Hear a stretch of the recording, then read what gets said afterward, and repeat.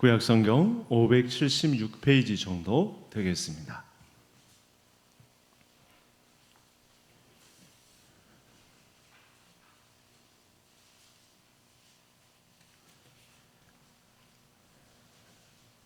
열왕기하 9장 6절에서 10절 한 절씩 교독하시겠습니다. 예후가 일어나 집으로 들어가니 청년이 그의 머리에 기름을 부으며 그에게 이르되 이스라엘 하나님 여호와의 말씀이 내가 네게 기름을 부어 여호와의 백성 곧 이스라엘의 왕으로 삼노니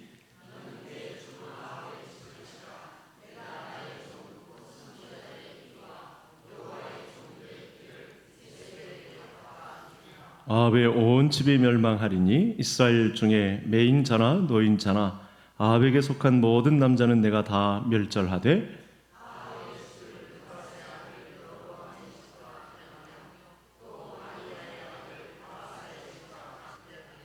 같이요.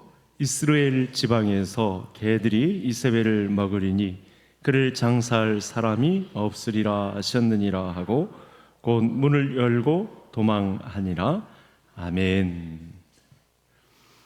네, 오늘 재직회에서는 하나 안건이 여전도의 회원들이 이제 식사 준비를 하는 데 있어서 매주 꼬박꼬박 해서 좀 힘들고 해서 한 달에 마지막 주 한 번은 이제 빵과 우유를 먹는 대체식으로 그렇게 하기로 결정을 했습니다. 이렇게 마음을 모아서 이렇게 가면 화목해서 가면 좋죠. 제가 있었던 교회는 5전도회와 6여전도회가 경로잔치날 꽈리고추로 멸치를 볶느냐 된장으로 멸치를 순하게 볶아내느냐 하는 문제로 여전도회 회장님들끼리 머리채 잡고 싸우는 바람에 난리가 났던 적이 있습니다. 우리 교회는 아직 그런 내용 없이 이렇게 한 달에 한 번 좀 쉬어가도 좋겠다 이렇게 결정을 내리니 얼마나 좋습니까? 네, 화목하게 또 건강하게 그렇게 아름답고 행복한 교회를 이루어 가시기를 바랍니다. 오늘 살펴볼 문제는 이스라엘 왕 10번째 예후 왕의 기간이 되겠습니다. 28년을 통치를 했는데요. 한번 도표를 한번 보시겠습니다.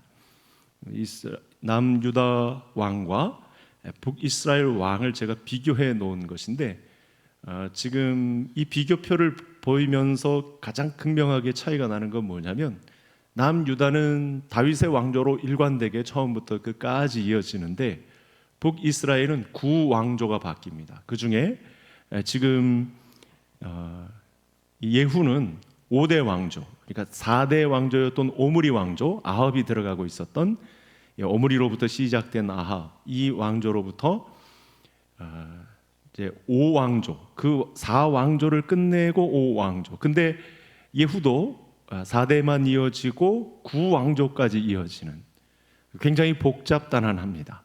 문제가 끊이지 않는 그런 북이스라엘의 모습을 보이고 있습니다. 참 희한하죠?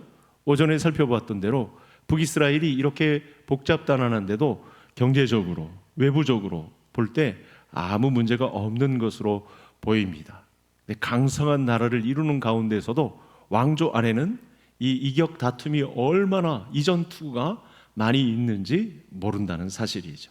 배반의 역사로 북이스라엘은 계속해서 왕조가 이어지지만 남유다는 문제도 없지 않아 있긴 했지만 다윗의 왕조로 끝까지 20대 왕까지, 그러니까 이스라엘은 19대 왕이 집권하면서도 9왕조가 배반과 이전 투구를 통해 이렇게 왕조가 형성되었다라고 하는 사실이고, 이 10대 왕인 예후는 많은 28년간의 통치를 감당하는 그런 왕입니다. 굉장히 지도력도 세고 그가 등극하는 과정 중에 어떤 일이 있었을까를 우리에게 보이시며 또 성경 기자가 이 예후를 통해서 저와 성도님들에게 말씀 주시는 바가 있습니다. 그 내용을 오늘 내용 중에서 살펴보고자 합니다. 우선 7절을 한번 보시죠. 본문 7절을 다시 보시면 너는 내 주 아합의 집을 치라. 이게 뭐냐면 청년 예후에게 주신 하나님의 고유한 사명입니다. 굉장히 중요한 사명이었죠. 어떻게 보면 아합의 왕조는 무너질 것 같지 않은 철권 통치를 했던 왕조죠. 이세벨의 영향으로 그야말로 가족 중심의 아주 누구도 틈새도 끼어들 수 없는 그런 왕조를 구성해 내었습니다. 저 왕조가 어떻게 무너질 수 있을까 싶을 정도로 엄청난 왕조를 구성하고 있는 이 집을 치라. 아합의 집을 치라. 내가 나의 종 선지자들의 피 여호와의 종들의 피를 이세벨에게 갚아주리라. 그러니까 하나님의 강력한 의지죠. 아합 왕조를 무너뜨리는 것. 이 일의 선봉장이 예후입니다. 그래서 오늘 본문 안에 이 내용이 지금 포함되고 있습니다. 자, 그래서 본문을 보면 이 예후가 하는 일과 하나님의 일이 같음을 알 수 있습니다. 좀 쉽게 말씀을 풀어보면 예후가 아합의 집을 치는 일은 예후도 원한 일이고 하나님도 간절히 원한 일이죠. 왜냐하면 이 아합의 왕조가 선지자들의 피, 그리고 여호와의 종들의 피, 예언을 감당하는 선지자들의 피를 많이 흘렸고, 또 예배드리는 일에 있어서 신실한 제사장들의 피를, 또 여호와께서 보내신 종들을 많이 피를 흘린 그런 이력이 있기 때문에 하나님 입장에서 이 아합의 집을 멸하기로 작정하신 것이고, 예후도 같은 마음을 가지고 하나님의 마음과 같이 이세벨에게 갚아주는 이 일을 같이 하고 있었다라는 측면에서 우리는 이 말씀을 주목해서 보아야 합니다. 예후가 하는 일이 하나님의 일이고 하나님이 하시는 일이 예후가 하는 일이었습니다. 그래서 하나님은 이 과정을 통해 일단 자기의 신실한 하나님의 마음을 같이 하는 사람들과 일하시기를 기뻐하시는 하나님이신 것을 알 수 있는 거죠. 자기의 일을 나누어서 집행하게 하시는 분이 하나님이십니다. 나중에 예후를 미리 공부해서 좋지 않은 선입견을 갖고 있는 분들은 일단 접으시고, 처음에 예후를 들어서 하나님의 일을 맡기시고, 예후의 마음이 하나님의 마음이고 하나님의 마음이 예후의 마음이어서 신실한 자기의 종들에게 하나님의 일을 맡기시는 분, 혼자 일하지 아니하시고 이렇게 마음을 같은 일을 함께 진행하시는 하나님, 자기의 일을 나누어서 집행하게 하시는 하나님의 우리는 은혜를 받아야 합니다. 우리로서는 우리와 대등한 관계 속에서 자기의 일을 나누어 주신다고 하니 얼마나 감사한 일입니까? 그래서 여러분, 잠시 눈을 돌려서 이단이나 이 타 종교 교주 또는 그들이 섬기는 신을 보면 무지막지합니다. 자기의 일을 그의 이 믿는 자들에게 나누어 주는 법이 없어요. 좋은 건 다 가지고 중요한 건 본인 혼자 다 취하고 그러지, 교주라도 좋은 것을 그의 성도들과 함께하는 사람들과 나누는 일은 없습니다. 그런데 하나님 입장에서는 이런 일을, 하나님이 일을 맡기시는데 그 일을 나누어 주신다는 것, 이 과정은 하나님의 나라를 완성하는데 아주 중요한 내용인데, 그걸 혼자 진행하지 아니하시고 우리가 결격 사유가 있음에도 불구하고 나중에 배반을 하지 않습니까? 중간에 넘어질 것도 아는데, 그리고 우리가 그렇게 이런 큰 일을 감당하기에 그럴 만한 인격과 훌륭함을 갖추지 못했다는 사실을 알면서도 하나님은 자기의 일을 우리에게 나누어 주신다. 이게 성도의 사명 현장입니다. 이 안에서만 우리가 신앙하는 즐거움을 누릴 수 있는 것이고, 그리스도 안에서 자유할 수 있는 비밀도 바로 여기에 있다는 것입니다. 하나님 나라의 일, 이 엄청난 일을 자기 혼자 진행하지 아니하시고 신실한 믿음의 종들에게 나누어 주신 분이라는 사실이 저와 성도님들에게 믿음의 혜택으로 돌아오기를 간절히 소원합니다. 자, 그런데 안타까운 일이 있습니다. 이 하나님의 백성들이라도 이렇게 하나님의 뜻을 거스려 결정하는 일들이 성경에 많이 등장한다는 거죠. 제가 이렇게 처음에 소개를 했지만 바로 반전이 등장을 하는데, 동시대라고는 할 수 없지만 이 대표적인 문제를 한번 성경 구절을 통해서 만나보겠습니다. 화면을 한번 보여주시기 바랍니다. 제가 이사야서 30장 1절, 2절은 성도님들께서 읽어주시기 바랍니다. 여호와께서 이르시되 패역한 자식들은 화에 있을진저 그들이 계교를 베푸나 나로 말미암지 아니하며 맹약을 맺으나 나의 영으로 말미암지 아니하고 죄의 죄를 더하도다.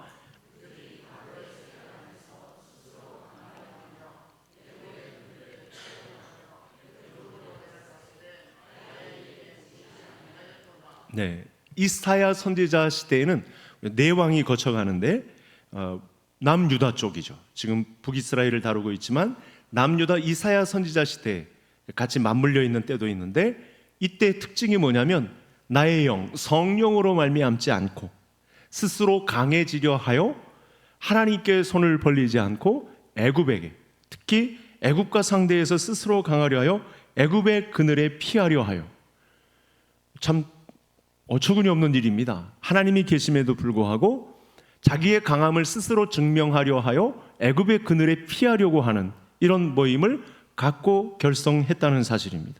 그러면서 하나님의 입에는 절대 묻지 않고 스스로 강해지기 위한 자구책을 자신들이 펼치는데 하나님 입장에서는 어처구니가 없다는 사실입니다.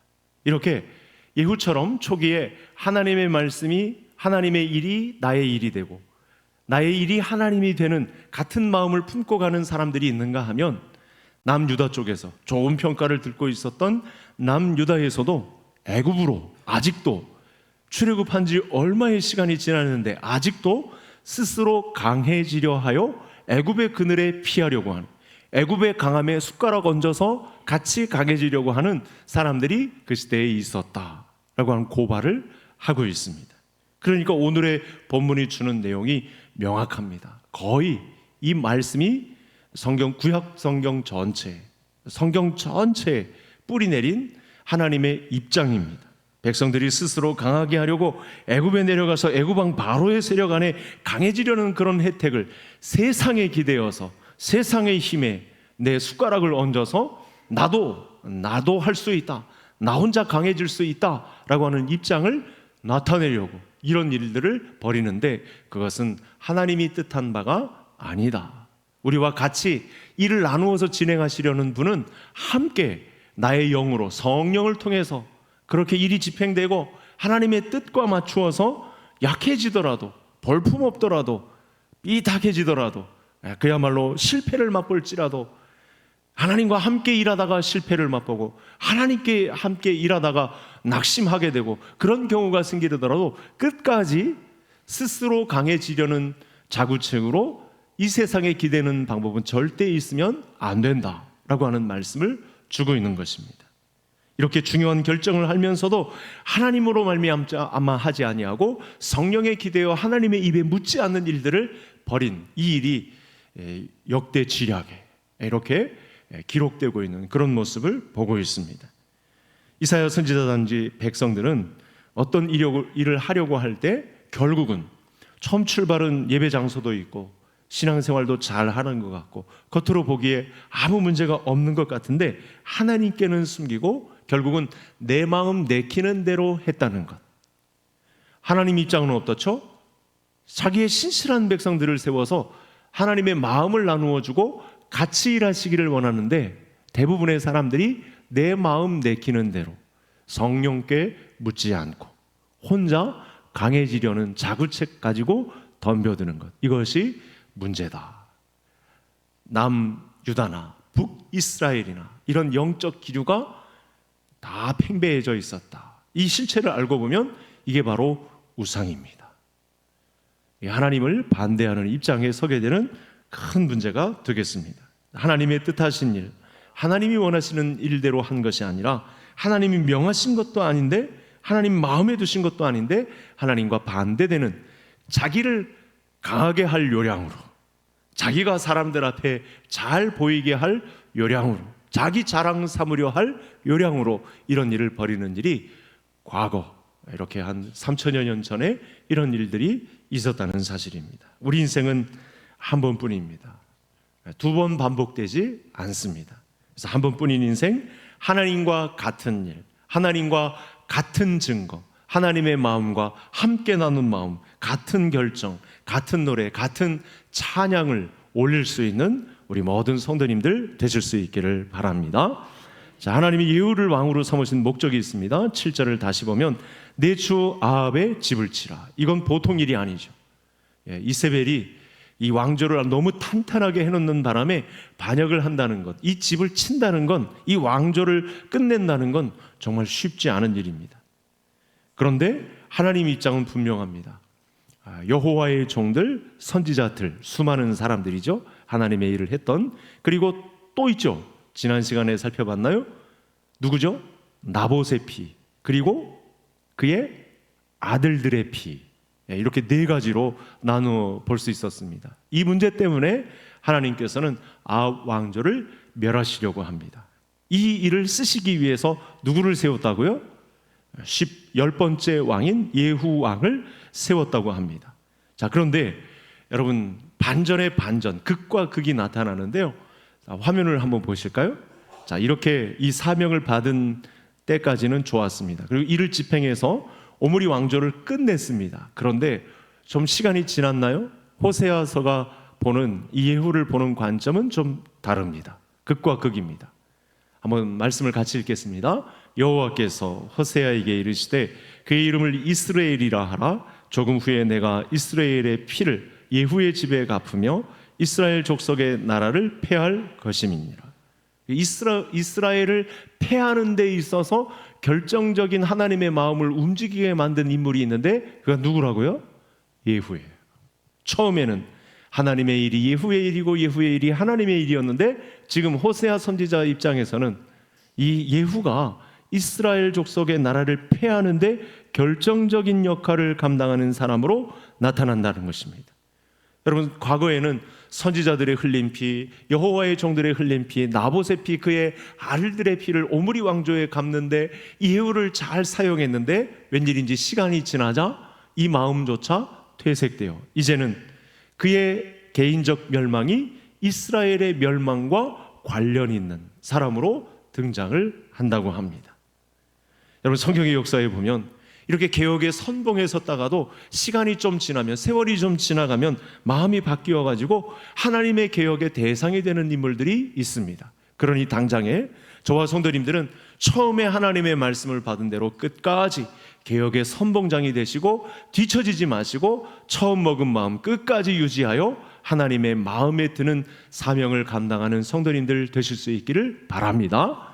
개혁의 선봉장에 섰다가 뒤에서 내가 개혁의 대상이 되는 이런 어처구니 없는 일은 절대 일어나지 말아야 한다는 말씀을 오늘 본문에서 이 예후의 왕을 통해서 우리에게 주고 있습니다. 한때는 선지자들과 그 여호와의 종들과 나봇과 그의 집안 이 아들들의 피를 갚아주기 위해서 아주 잘 선영된 그래서 왕의 자리까지 선물로 주신 놀라운 기적과도 같은 일이 개인에게 나타난 건데 이걸 유치하지 못하자 그가 개혁의 대상이 되는 비참한 결과를 낳았다고 최종 평가를 하는 것이고요. 열왕기 하에서도 이 문제를 심각하게 다루고 있습니다. 그래서 이 부분에서 저와 성도님들이 성경이 지적하는 그 마음을 받아야 되는데 하나님은 시가서를 통해서 이 문제를 우리에게 말씀해 줍니다. 다음 화면을 한번 보시겠습니다. 같이 잠언서와 시편 내용을 같이 읽겠습니다. 같이 읽습니다. 이제 내 말을 듣고 내 입의 말에 주의하라. 나를 붙드소서. 그리하시면 내가 구원을 얻고 주의 율례들에 항상 주의하리이다. 무슨 말이냐면 좀 쉽게 말씀드리면 극에서 우리를 신실한 종으로 알고 부족함에도 불구하고 하나님의 사명을 이렇게 저렇게 감당하시는 가운데 거기에 세워놓으셨으면 극과 극에서 떨어지지 않도록 하나님의 말씀에 항상 주의하는 자가 되라. 여러분, 이 말씀을 반드시 받들고 절대 개혁의 선봉장이 될지언정 개혁의 또 다른 대상이 되어서 하나님의 멸망의 선고를 받는 그 자리에 서지 않는 현명한 우리 마음을 잘 다스릴 수 있는 하나님의 말씀을 보고 주의하여 우리의 마음을 잘 다스려 하나님의 개혁을 이 땅에 끝까지 이루어내는 우리 모든 성도님들이 될 수 있기를 간절히 소원합니다. 자, 30절로 한번 가볼까요? 본문을 한번 보시죠. 30절을 보시면 여기 예후가 칭찬을 받아요. 아까 그 명령을 받고 오늘 본문에 이 아합의 오므리 왕조를 치라 하신 말씀을 가지고 뭐라고 하냐면 한 세 가지 정도로 정의를 할 수 있습니다. 하나님 보시기에 예후가 정직했다고 해요. 이 오므리 왕조의 이 탄탄한 왕조를 허물어뜨리기 위해서 하나님 말씀 앞에 정직하게 행했다고 하죠. 두 번째는 말씀하신 대로 잘 행했다. 하나도 빠짐이 없이 정확하게 이 말씀을 잘 지켜 행했다. 세 번째는 한두 가지가 아니라 전부 다 행했다. 빠짐없이 철저하게 잘 철두철미하게 잘했다는 평가가 내려집니다. 자, 그런데 29절을 보세요. 29절은 함께 같이 읽겠습니다. 10장 29절. 자, 다 같이 읽습니다. 이스라엘에게 10장 29절 다 같이 이스라엘에게 범죄하게 한 느바세 아들 여로보암의 죄 곧 베델과 단에 있는 금송아지를 섬기는 죄에서는 떠나지 아니하였더라. 대부분의 모든 평가는 점수가 다 90점을 넘습니다. 거의 100점에다가 가깝습니다. 그런데 한 가지 문제가 되는 게 있어요. 예후 왕에게 문제가 되는 게 있어요. 뒤로 남들 잘 모르게 이게 나중에는 다 드러나는데 무슨 문제냐면 금송아지를 섬기는 죄에서는 떠나지 않았다. 여러분, 이 부분에서 우리는 하나님의 관점을 들여다볼 수 있습니다. 성경에 나온 사람들 가운데 여러분 날 때부터 죽을 때까지 한평생 변함없이 완전하게 산 사람들을 찾아보기 힘들다는 거예요. 예, 완전하게 하나님 보시기에 정결하게 하나서부터 열까지 다 지켜 행하는 사람을 찾아보기가 힘들다는 거죠. 오므리 왕조를 멸하는 데 있어서 또 하나님의 말씀을 듣고 준행하는 데 있어서 어느 정도 한 90점 줄 수 있는데 남은 이 10점짜리를 잘 못하는데 이게 핵심이에요. 공교롭게도 하나님 아닌 우상을 섬기는데 오전에도 말씀드렸지만 이 여로보암의 섬기는 이 금송아지 섬김 이게 문제거든요. 우리를 안연하게 거하게 하는 우리에게 주신 복음 중에는 십자가의 삶이 있는데 그걸 피하고만 싶고 그냥 편안하게 안주하려고 하는 이런 문제 이걸 자꾸 건드린단 말이죠. 이게 바로 하나님의 관점입니다. 한때 믿음과 성실함으로 정직함으로 살았던 사람이 시간이 지남에 따라서 탈선하는 경우가 어디서 발생하는가 봤더니 바로 금송아지를 자꾸만 바라본다는 거예요. 하나님의 자리를 자꾸 금송아지로 대신하는 이런 일들이 벌어진다는 사실입니다. 여러분, 그렇다고 해서 이렇게 부분적인 미완의 작품이라고 해서 완전하게 살기를 접는 그런 일은 또 있어서는 안 됩니다. 오늘 본문 말씀을 보며 하나님이 우리에게 도전하시는 거예요. 그런 미완의 사람이라도 그런 부분적인 순종을 하는 사람이라도 나는 고쳐 쓰겠다라고 하신 하나님의 의지가 저는 이 예후왕을 통해서 분명히 나타나고 있고 북이스라엘 왕조를 살펴보며 저와 성도님들이 붙잡아야 할 아주 중요한 말씀입니다. 내가 하나님의 말씀을 듣고 있는데 완전한 순종을 감당한다고 자신 있게 말씀할 수 있는 성도님이 누가 있겠습니까? 우리는 다 미완의 부분적인 그런 순종을 하고 있는 사람들입니다.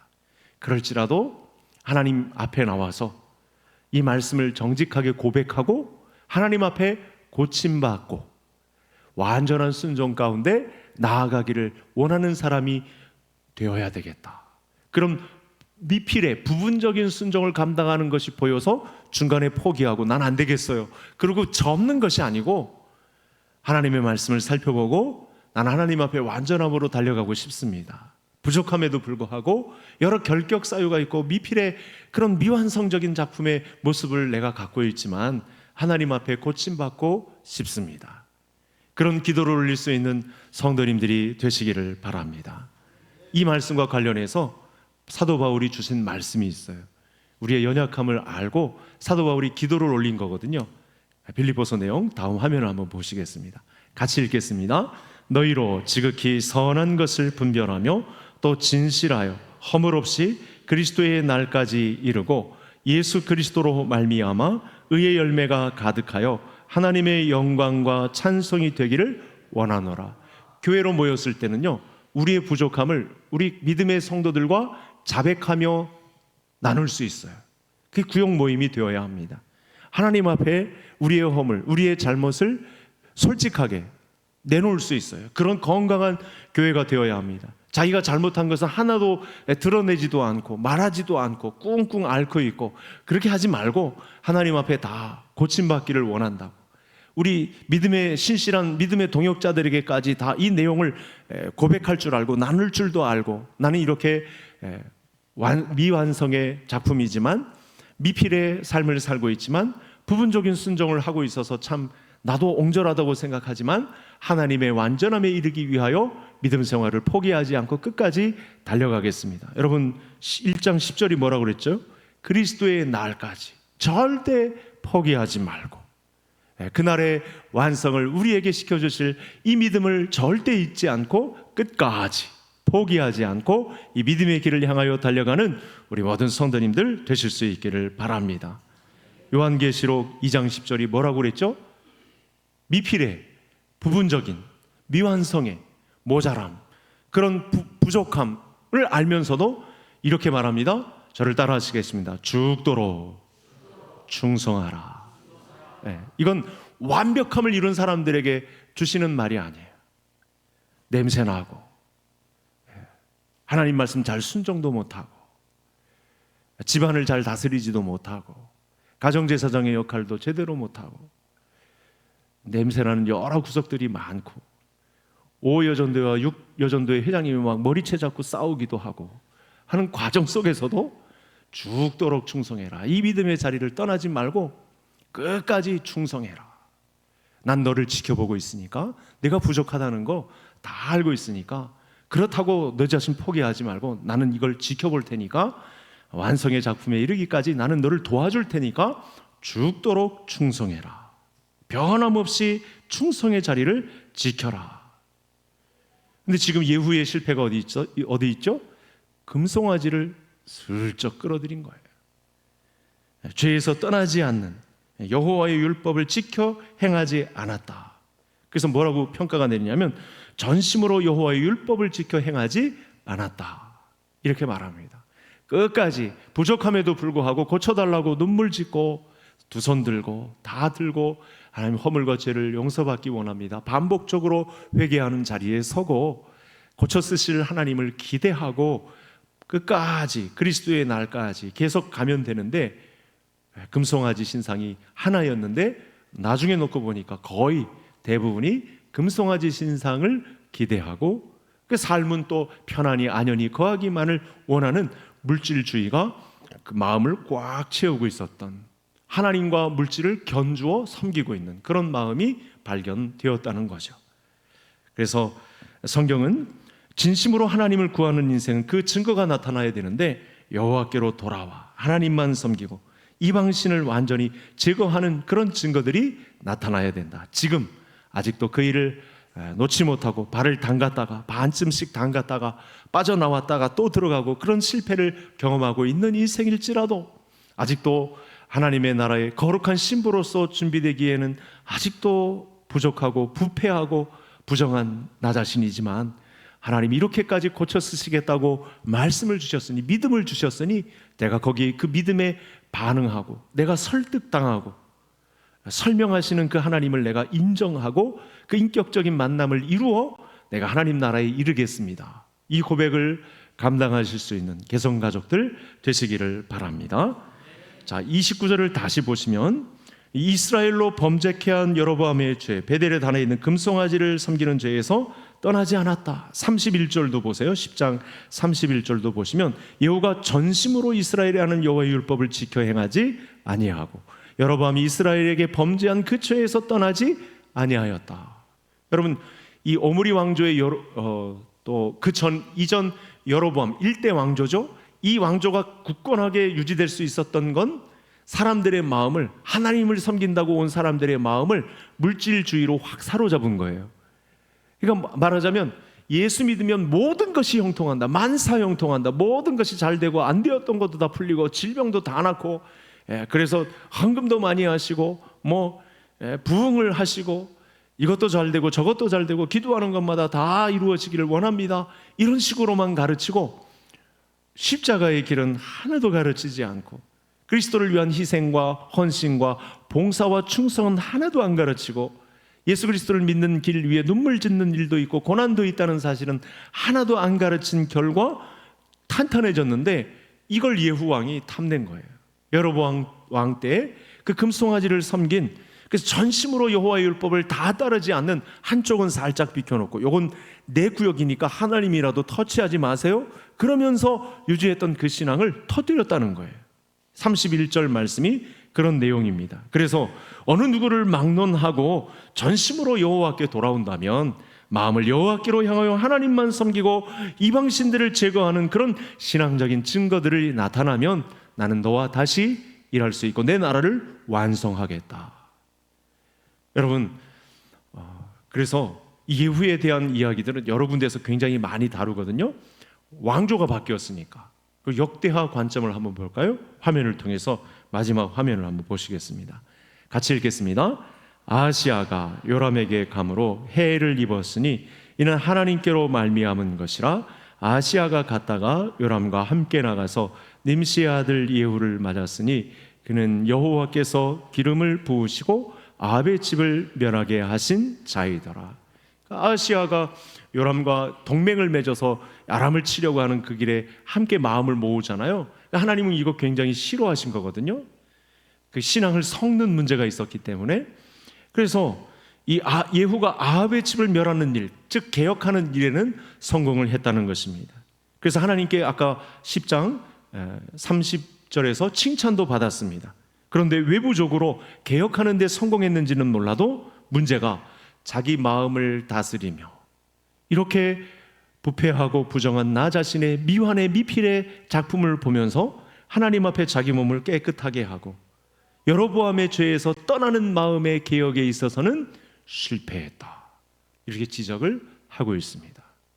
그래서 오늘의 말씀이 주는 교훈이 오늘날 신앙생활을 하고 있는 저와 성도님들의 마음에 아주 중요한 메시지를 전해주고 있습니다.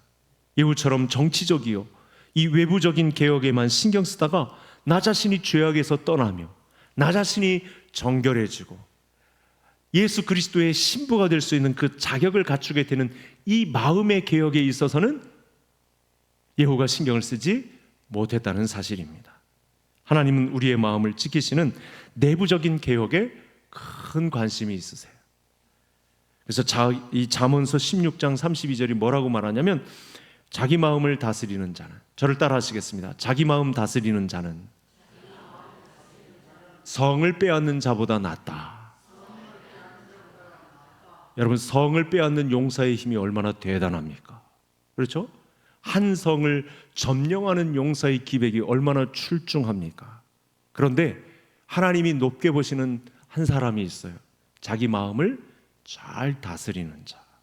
이 부패하고 미완의 미필의 부분적인 순종을 이렇게 어렵사리 감당하고 있는 나 자신이 피투성이 된 채로 처절하게 죄와 싸우며 하나님 나라의 완성에 그래도 가까이 가겠다고 예수 그리스도의 어린 양의 혼인잔치를 마련해 놓고 신부들을 부른다고 하는데 내가 거기에 가기 위해서 이전 옛 습관들, 또 좋지 않은 관계에 놓여 있던 것들, 하나님을 기쁘시게 하지 못하는 것들, 그런 거 하나씩 정리하면서 예수님의 신부 되기를 갖추어가는 그런 영적인 싸움을 감당해내며 자기 마음을 지키는 자를 하나님은 주목하신다고 하네요. 여러분, 오늘의 이 기준, 여러 말씀이 장황하게 펼쳐진 것 같지만 하나님의 마음은 오늘 이 마음에 모아졌습니다. 저와 성도님들은 무엇을 하시려고 오늘 주일 오전부터 또 이 오후 예배까지 나오셨는지요? 하나님은 우리를 아들 예수 그리스도와 대등한 존재로 바라보십니다. 그리고 그 아들과 혼인시키려 하십니다. 엄청난 믿음입니다.